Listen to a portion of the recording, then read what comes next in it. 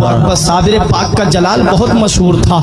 यही शमसुद्दीन तुरक पानीपती ने सवाल कर दिया, हुजूर फना किसे कहते हैं, बका किसे कहते हैं? हुजूर बोलते तो हैं लेकिन मतलब समझ में नहीं आता। साबिर पाक ने फरमाया वक्त आने पे जवाब दूंगा। जब विसाल का वक्त करीब आया, शमसुद्दीन पानीपती को बुलाया, फरमाया सुनो, जब हमारा विसाल हो जाए, इंतकाल हो जाए, हमें गुस्ल देने की जरूरत नहीं, कफन पहनाने की जरूरत नहीं। कहा हमारे हुजरे का दरवाजा बंद कर देना, सब गैब से हो जाएगा। फरमाया मेरे जनाजे की नमाज भी कोई ना पढ़ाए। कहा हुजूर तब कौन पढ़ाएगा? फरमाया एक घुड़सवार आएगा और वो आकर के नमाज जनाजा पढ़ाएगा। अल्लाह अकबर। शमसुद्दीन तुरक पानीपती को सारी बातें याद थी। साबिर पाक कलियरी जब इस दुनिया ज़ाहिरी से पर्दा कर गए, हुजरे का दरवाजा बंद कर दिया गया, अंदर से पानी छलकने की आवाज आती रही, अंदर से गुस्ल की आवाज आती रही। थोड़ी देर के बाद जब पानी की आवाज शांत हुई तो दरवाजा खोला, देखा साबिर पाक को गुस्ल दिया हुआ है और आप कफन पहने हुए हैं।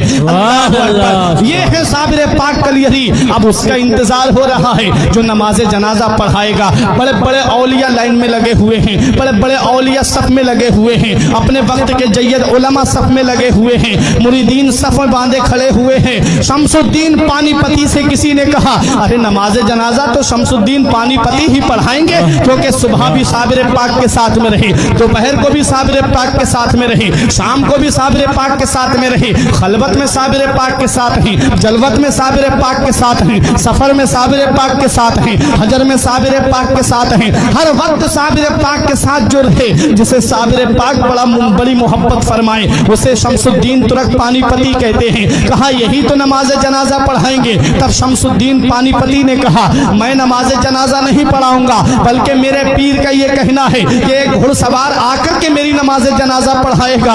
हजराते गिरामी, अब इंतजार हो रहा है उस घुड़सवार का।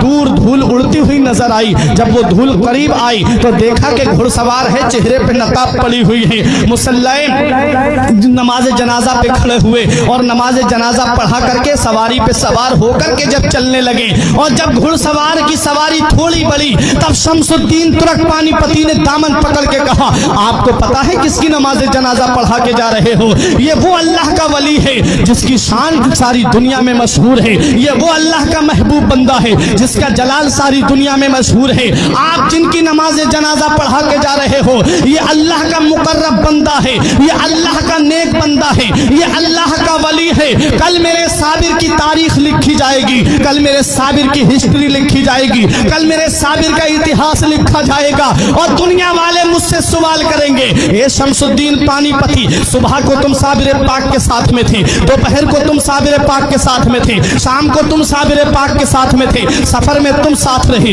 हजर में तुम साथ रहे, खलबत में तुम साथ रहे, जलवत में तुम साथ रहे, हर वक्त तुम साबिर पाक के साथ में थे। जरा बताओ साबिर पाक की नमाज जनाजा किसने पढ़ाई थी? हुजूर मैं उनको क्या जवाब दूंगा? कल जब तारीख लिखने वाले मुझसे सवाल करेंगे साबिर पाक की नमाज जनाजा पढ़ाने वाले का नाम बताओ, जब इतिहास लिखने वाले मुझसे पूछेंगे साबिर पाक की नमाज जनाजा पढ़ाने वाले का नाम बताओ, तब मैं उनको क्या जवाब दूंगा? जब अदीब अपनी अपनी तारीखों में लिखेंगे तब मैं उनको क्या जवाब दूंगा?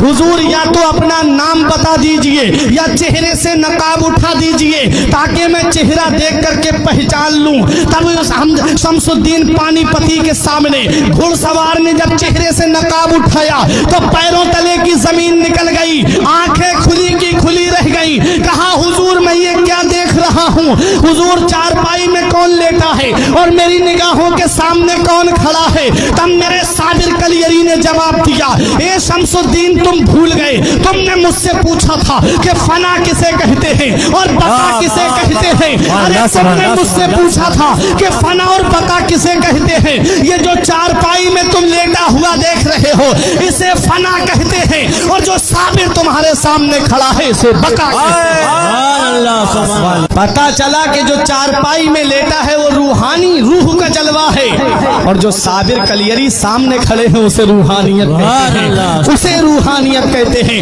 روح الگ ہوتی ہے، روحانیت الگ ہوتی ہے۔ جسے روحانیت کا مقام ملتا ہے وہ لوگوں کی امداد کرتا ہے، جسے روحانیت مل جاتی ہے وہ لوگوں کی مشکلیں دور کرتا ہے، جسے روحانیت مل جاتی ہے وہ جب جہاں ان کا چاہنے والا پکارتا ہے وہ وہاں پہنچ جاتے ہیں۔ تبھی تو میرے غوث نے فرمایا تھا نظر تو الی بلاد اللہ جمعہ کا خردلۃ علی حکم اتصالی، میں اللہ کے تمام شہروں کو ایسے دیکھ رہا ہوں جیسے کوئی اپنی ہتھیلی پر رائی کے دانے کو دیکھ رہا ہو۔ یہ کیا ہے؟ یہ روحانیت کا جلوہ ہے۔ جسے روحانیت مل جاتی ہے اس کا مقام بلند و بالا ہو جاتا ہے، جسے روحانیت ملتی ہے اس کی شان بلند ہو جاتی ہے، جسے روحانیت ملتی ہے اس کی عظمت بلند ہو جاتی ہے، جسے روحانیت ملتی ہے اس کا مقام ثریا سے بھی بلند ہو جاتا ہے۔ کہاں کہاں دیکھو گے روحانیت والوں کو؟